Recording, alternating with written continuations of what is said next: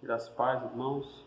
Nós vamos continuar nossas exposições dentro do livro dos Salmos. Nós encerramos aquela porção de Salmos reais e hoje nós vamos expor o Salmo de número 98.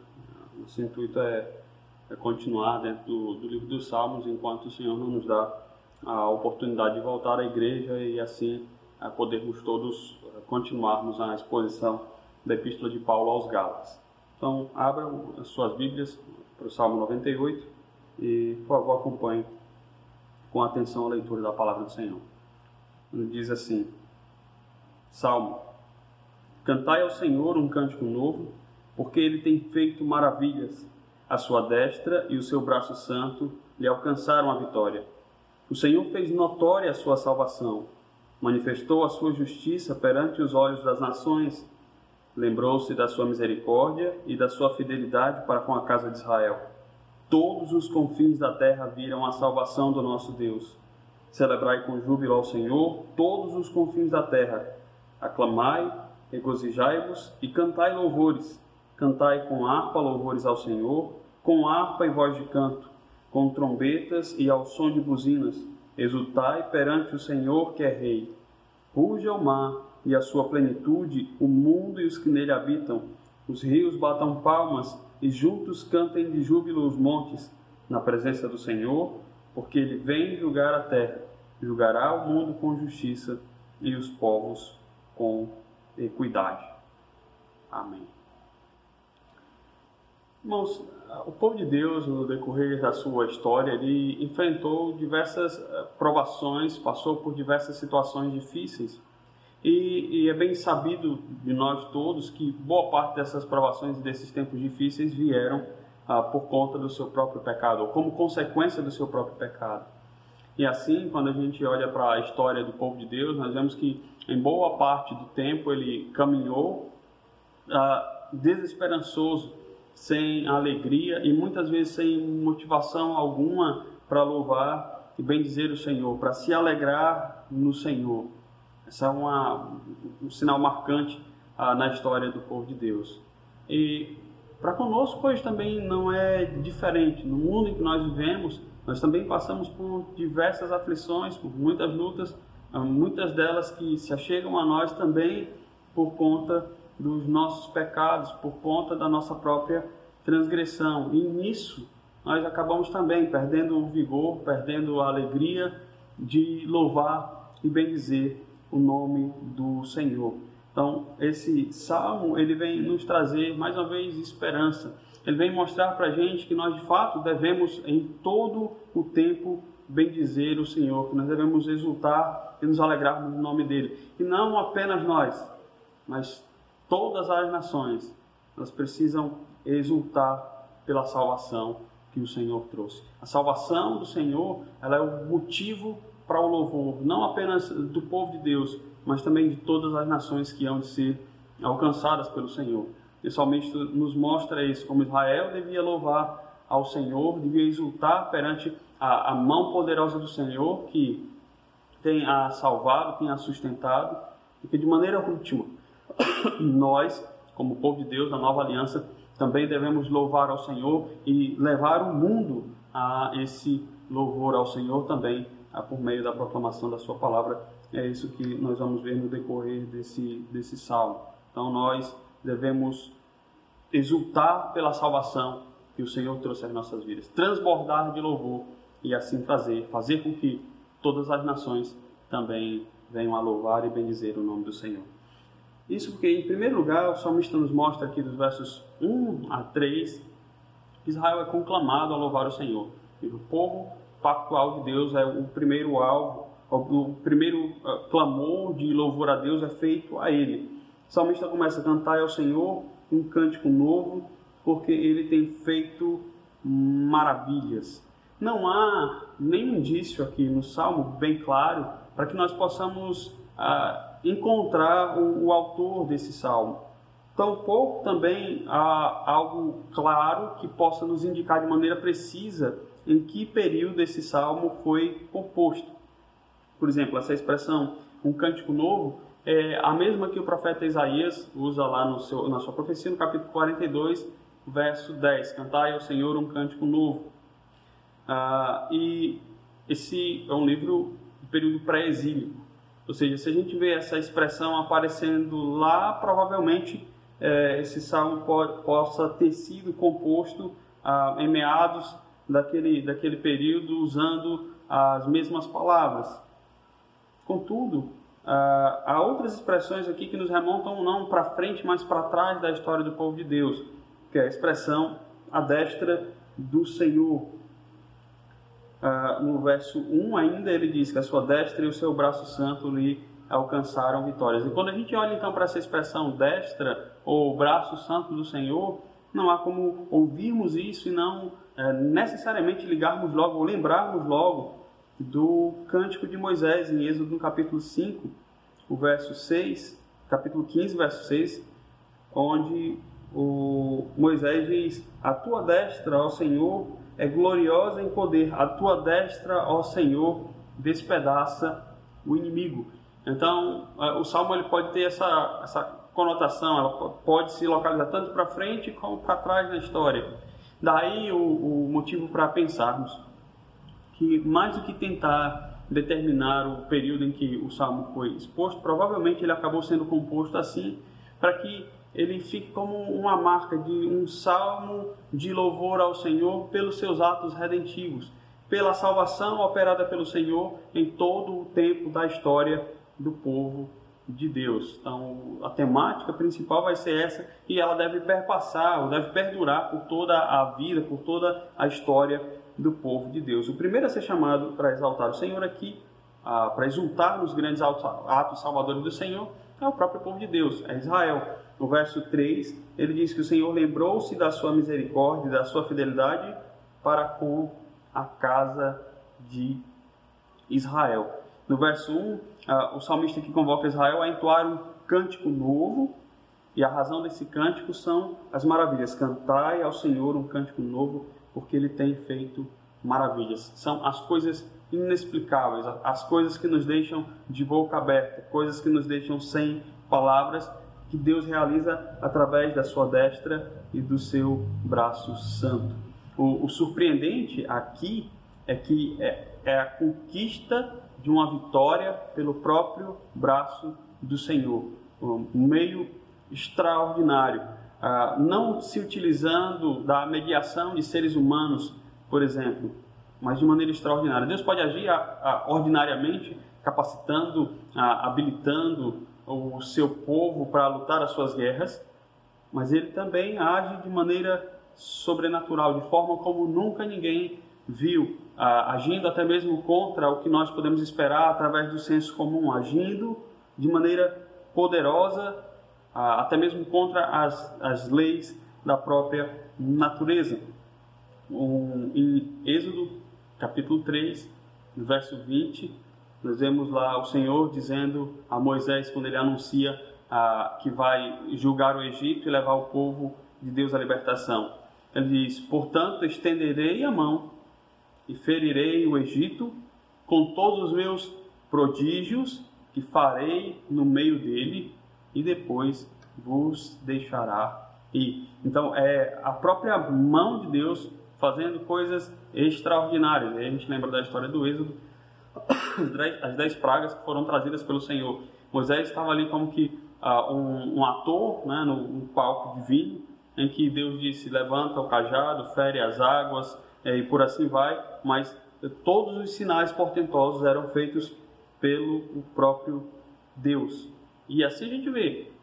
Depois Moisés vai reconhecer isso, e lá no Cântico de Moisés, o texto que nós já lemos, Êxodo capítulo 15, verso 6, Moisés vai lembrar que foi a destra poderosa do Senhor que deu fim ao exército de Faraó, aos seus cavaleiros e os seus cavalarianos, dando ali a salvação, a libertação do povo de Deus do cativeiro no Egito.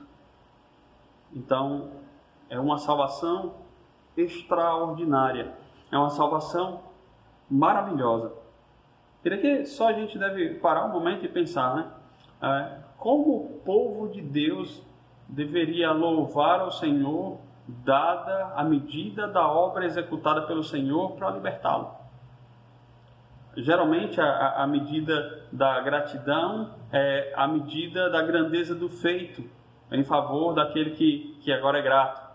Então, se é uma salvação extraordinária, maravilhosa, a necessidade do louvor é que seja tal qual. O louvor maravilhado, uma tremenda exaltação ao nome do Senhor. Vejam, isso era verdade para o povo de Israel na antiga aliança. Na nova aliança, a mesma coisa, e ainda mais. Nós vamos ver mais adiante o porquê disso. Que salvação maravilhosa foi essa que o Senhor trouxe, da qual nós devemos nos maravilhar muito mais do que a libertação do povo de Israel do cativeiro do Egito. Vejam, a libertação do povo de Israel da escravidão no Egito é apenas um sinal, é um símbolo daquilo que Deus faz, da obra completa e final que Deus faz na vida do seu povo através de Cristo Jesus, o nosso Senhor. Então, deve ser um louvor extraordinário, o que nós devemos dar ao Senhor, o que o povo de Deus deveria dar ao Senhor pela tremenda vitória pelo braço santo e poderoso do Senhor. No verso 2, o louvor, então, ele é ampliado, uma vez que a salvação trazida pelo Senhor, ela é feita com base na sua justiça, que é manifestada diante de todas as nações. Então, isso não se torna algo apenas particular ao povo de Deus, mas algo que alcança todas as nações, se faz notório, se faz visível a todas as nações. Então, se a gente olha para trás, todas as nações ali ao redor, na terra de Canaã, viu ou ouviu falar do que o Senhor fez com o Egito pelas mãos do povo de Israel, o braço do Senhor agindo ali.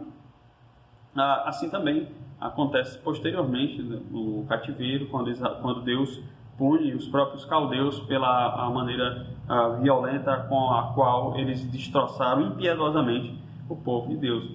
Então, Israel experimentou uma posição especial ali por ser reconhecido como um povo que teme ao Senhor e passou a ser temido por causa do seu Deus.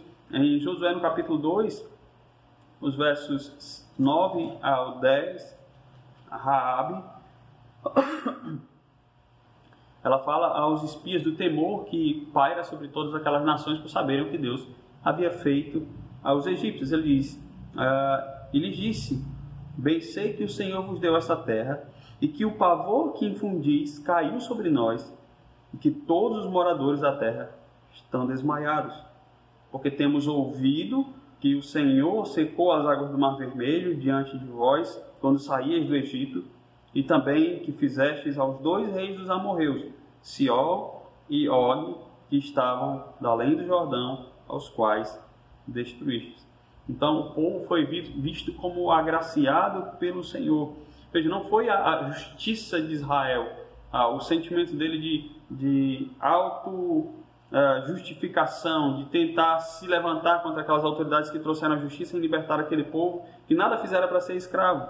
Mas foi a justiça do Senhor que trouxe salvação a Israel. E isso é lembrado de maneira mais concreta ainda no verso 3, quando ele diz, falando acerca do Senhor, Salmo 98, verso 3, lembrou-se da sua misericórdia e da sua fidelidade para com a casa de Israel. Vejam, a palavra misericórdia aqui é a palavra que remonta ao amor pactual de Deus. A justiça trazida aqui, a justiça a qual Deus se comprometeu, com a qual Deus se comprometeu com Israel, de que ele seria seu povo, Israel seria seu povo e Deus seria o seu Deus. Então ele permanece fiel, sendo justo a sua parte na aliança, apesar de muitas vezes a infidelidade do povo. Deus não rompeu a aliança e fez assim com que o povo que havia sido esquecido no Egito, aos olhos do povo eles estavam ali esquecidos, depois que surgiu um faraó, o qual não lembrara daquilo que José havia feito por intermédio do Senhor, e se esqueceu então da bondade para com José e com os seus descendentes. O povo enfrentou a amarga servidão. Lá em Êxodo capítulo 2, verso 24, diz então que Deus ouviu o seu gemido, que o Senhor se lembrou da aliança com Abraão, Isaque e com Jacó. Então, a causa da vitória de Israel ter sido feito justiça e ter sido salvo, então, foi por causa do próprio Senhor, daquilo que o próprio Deus fez por causa da aliança que Ele mesmo estabeleceu. Então, Israel não tinha motivo algum para se vangloriar pelo fato de Deus havê-lo salvo, porque Deus estava simplesmente sendo ali fiel às suas promessas. E nisso, Deus viu a salvação do Senhor. E uma vez que todas as nações viram essa salvação do Senhor, elas também são conclamadas a louvar ao Senhor, a se voltar dos seus deuses e louvar ao Senhor, que a gente vai ver agora no verso 2. Então, não apenas Israel é conclamado a exultar grandemente no Senhor por causa da sua salvação, mas aqui também, em segundo lugar, todas as nações são chamadas a transbordarem de júbilo, a exultar por causa do Senhor. Isso a gente vê aqui dos versos 4 ao 6. Então, no verso 4 ele diz, o salmista diz: celebrai com júbilo ao Senhor todos os confins da terra. Aclamai, regozijai-vos e cantai louvores. Cantai com harpa louvores ao Senhor, com harpa e com voz de canto, com trombetas e ao som de buzinas. Exultai perante o Senhor, que é Rei. Então, nessa segunda sessão, o salmista expande o louvor ao Senhor a todos os confins da terra. E ele utiliza aqui basicamente as mesmas expressões lá do Salmo 66, o verso 1. Ele substitui apenas o nome do Senhor, o nome pactual do Senhor, que é colocado aqui, pelo nome Deus. E vejam que há aqui uma acumulação de palavras, uma progressão de palavras de alegria e louvor. Veja, ele é chamado a celebrar, a aclamar, a regozijar, a cantar. Isso é um tom dentro do Salmo que parece nos trazendo a uma progressão, como se esse louvor se tornasse mais alto e mais alto à medida que a ordem estava sendo dada. Então o povo devia entoar louvores ao Senhor. Todas as nações deveriam louvar ao Senhor.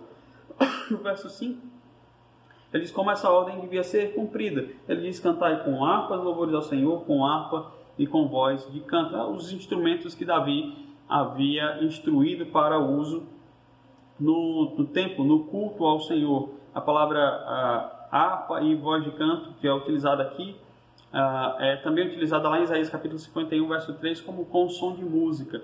Ou seja, basicamente, todas as terras são chamadas a dar um louvor harmonioso ao Senhor. E o verso 6, a parte A, ele fala aí dos demais instrumentos. Ele diz: com trombetas e ao som de buzinas, exaltai perante o Senhor, que é Deus. Veja, irmãos, apesar de a forma de louvar ao Senhor ter mudado da antiga para a nova aliança, onde hoje nós não temos mais instrumentos específicos que devem ser usados no culto, onde nós não temos mais hoje um grupo seleto específico que trabalha cantando no templo, a maneira de expressar alegria, ela permanece. Ela continua, deve ser um louvor harmonioso, um louvor alegre e crescente na presença do Senhor. E aí é a pergunta que a gente se faz hoje. Hoje é difícil mensurar isso, e talvez mais complicado ainda para você em casa, se você está usando esses vídeos dentro do seu período de devoção e está usando apenas a exposição da palavra. Como nesse tempo em casa agora você tem louvado ao Senhor? Será que os cânticos que você tem usado aí no seu culto doméstico, eles têm sido simplesmente cânticos da boca para fora para cumprir o período de louvor a Deus? Ou eles são esse cântico vibrante, crescente, entendendo a grandeza daquilo que o Senhor fez por nós, entendendo o porquê de nós adorarmos o Senhor, demonstrando o porquê de nós louvarmos o Senhor? É assim que temos louvado? Na igreja também há tempos em que você vê as igrejas grandiosas, com vários instrumentos, cantores e tudo mais, mas quando você olha para o povo, parece que falta a alegria, falta o gozo, ao passo que em outros lugares nós vamos, lugares tão pequenos, às vezes com tão poucas pessoas, mas que o entusiasmo, a alegria, o vigor com que se louva ao Senhor parece muitas vezes mais sonoro do que outros lugares maiores. Nós vemos esse exemplo em vários lugares. Então, nós somos convocados a entender os atos gloriosos do Senhor e performar diante dele uma celebração de intensa alegria, de aclamação, de regozijo no nosso louvor ao Senhor, porque Ele merece, a despeito da situação em que nós vivemos. Por fim, a parte B do verso 6, para dar razão para esse louvor ao Senhor. O Senhor é Rei. Todas as nações devem reconhecer. Aqui o salmista está mostrando, Israel cantava, as nações deveriam reconhecer que o Senhor, o Deus de Israel, é o Rei dos Reis. Isso aqui é claramente, irmãos, desde o Antigo Testamento, um chamado à conversão das nações, o chamado ao comprometimento delas com o Deus vivo. Os povos que estavam ao redor de Israel sendo atraídos para louvar e bendizer o Senhor que se assenta sobre a redondeza da terra, aquele que é o Rei dos Reis e o Senhor dos Senhores. Então, vejam aqui que no verso 3 ele fala da misericórdia, ele fala do amor pactual, o amor da aliança que o Senhor fez por nós, fez com o seu povo. Isso, por conta disso, ele o salvou e por conta disso o dever da adoração. Hoje, quando nós celebramos a ceia do Senhor, nós relembramos ali a nova aliança que foi feita em Cristo Jesus. Essa nova aliança que deve ser anunciada e demonstrada até os confins da terra. É por meio dela também que nós demonstramos aí a salvação que o Senhor realizou por nós. Vejam, essa foi aqui o texto, quando a gente olha lá para Êxodo capítulo 2, Deus se lembrou da aliança que havia feito com Abraão, Isaque e com Jacó. E aí as nações são chamadas a louvar esse Deus grandioso que fez essa aliança com Israel. Você pode dizer, mas eu nunca vi feito grandioso nenhum do Senhor. Nós não vimos essa grande salvação. Eu digo, todos nós fazemos parte do corpo de Cristo, já ouvimos dessa salvação. Essa salvação que é algo muito maior do que, como eu falei a princípio, o livrar do cativeiro do Egito. E nós vimos a nossa salvação, a salvação operada por Deus através da nova aliança na pessoa bendita do Senhor Jesus, que nos tirou, não da escravidão do Egito, mas nos tirou da escravidão do pecado. Da mesma forma, não por conta da nossa própria justiça, mas o braço forte e santo do Senhor. O Senhor Jesus veio para cumprir a aliança conosco e nos salvar dos nossos pecados. Lembrem-se, Deus fez uma aliança com Abraão, Gênesis capítulo 22, verso 18, na qual ele disse que por meio dela seriam benditas todas as famílias da terra, através do descendente de Abraão. Em Gálatas capítulo 3, verso 16, Paulo vai explicar que o descendente que cumpre essa promessa da aliança é o Senhor Jesus Cristo. É por meio dele que seriam feitas benditas ou felizes todas as famílias da terra. E aí a gente vai vendo o cumprimento disso tudo no Novo Testamento, quando Jesus ele é apresentado no templo por ocasião do seu nascimento, em Lucas capítulo 2, dos versos 29 ao 32, Simeão toma Jesus nos braços e agradece ao Senhor, pedindo para que o Senhor agora, dizendo que o Senhor agora podia despedir em paz o seu servo, porque ele diz: os meus olhos já viram a tua salvação. Quando João Batista vem anunciando a vinda do Messias, ele cumpre a profecia de Isaías, no capítulo 3, nos versos 5 e 6, em que lá o profeta Isaías diz: e toda a carne verá a tua salvação. Quando o Senhor Jesus estava para ser assunto aos céus, Mateus 28, 19, ele dá uma ordem para a igreja, para que ela se espalhe por todo mundo. Faça discípulos de todas as nações, batizando-os em nome do Pai, do Filho e do Espírito Santo. No discipulado está a proclamação do Evangelho, está a proclamação da boa nova, da salvação que Deus quer levar até os confins do mundo, para que todas as nações louvem o nome do Senhor. todos aqueles que hoje ouviram o Evangelho e o respondem de maneira adequada, com fé e com arrependimento, se tornam uma testemunha dessa salvação que chegou até ele, que chegou até os confins da terra. Nós somos uma prova disso hoje.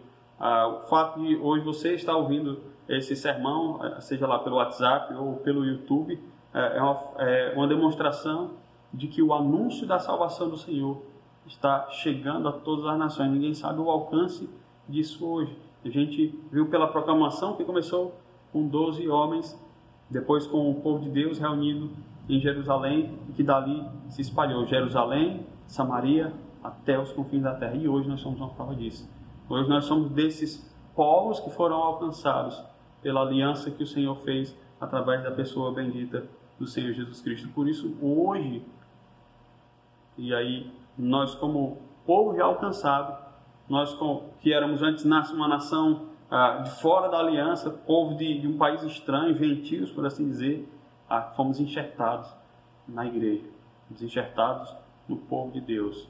E aí, como povo de Deus hoje, que veio dessas nações que estão longe, devemos louvar, transbordar de alegria, louvando e bendizendo o Senhor Jesus, que é o Rei dos Reis e o Senhor dos Senhores.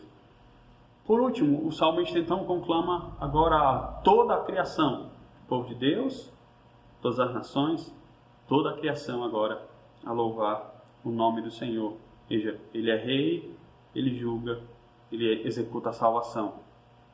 Na parte final do Salmo, o mundo inteiro, então, a criação inteira é conclamada a louvar ao Senhor. Ele diz: ruja o mar e a sua plenitude, o mundo e os que nele habitam.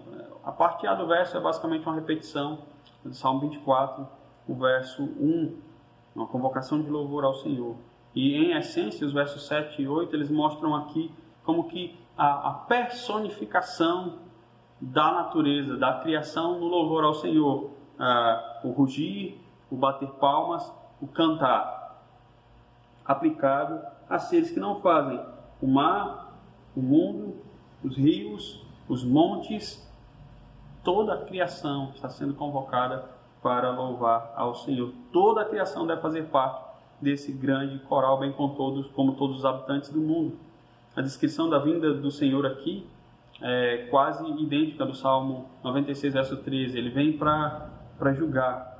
Envolve o livramento do povo de Deus.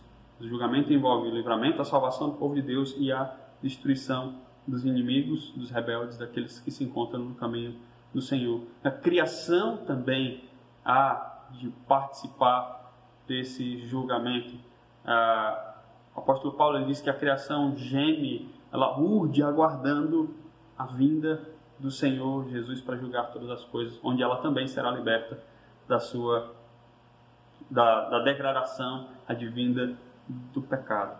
Então, aqui, coro universal é chamado para louvar ao Senhor. Nesse último dia, quando o Senhor voltar, então, para julgar o mundo com justiça, julgar os povos com equidade, nós vamos todos, basicamente, retomar o que o salmista fala aqui. Nós vamos louvar ao Senhor por causa das suas maravilhas, da sua maravilhosa salvação com sua destra e o seu braço santo.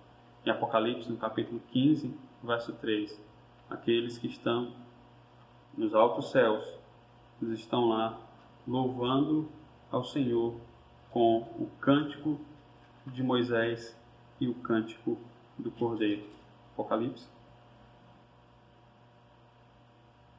capítulo 15, verso 3, diz lá: e entoavam o cântico de Moisés, o servo de Deus, e o cântico do Cordeiro, dizendo: grandes e admiráveis são as tuas obras, Senhor Deus Todo-Poderoso, destra forte, braço santo. Grandes e admiráveis são as tuas obras, Senhor Deus Todo-Poderoso. Justos e verdadeiros são os teus caminhos, ó Rei das nações. Vejam no corpo do Salmo. Louvai porque Ele é Rei e Ele é justo, julgará os povos com justiça. Esse então é o cântico que vai estar nos nossos lábios no final, quando o Senhor restaurar todas as coisas. Mas esse cântico ele não está reservado para o último dia. O cântico de júbilo ao Senhor pela sua salvação ele deve permanecer nos lábios do povo de Deus a cada dia da sua existência, a cada dia da sua caminhada. Então hoje eu lhe conclamo, diante do que nós vimos aqui na palavra do Senhor, que a despeito da situação, das frustrações, das lutas, da condição em que nós vivemos hoje, do tempo triste, e nesse caso não provavelmente causado por conta de nossas transgressões de maneira direta, que possamos louvar o Senhor, que não cerremos os nossos lábios, que não venhamos a nos desanimar, porque a maior vitória, o maior ato de salvação que Deus pode nos dar é a salvação da nossa vida, da nossa alma, dos nossos pecados. E isso Cristo fez de uma vez por todas quando morreu no nosso lugar, na cruz, pagando o preço da nossa dívida, nos salvando assim da morte e da morte eterna.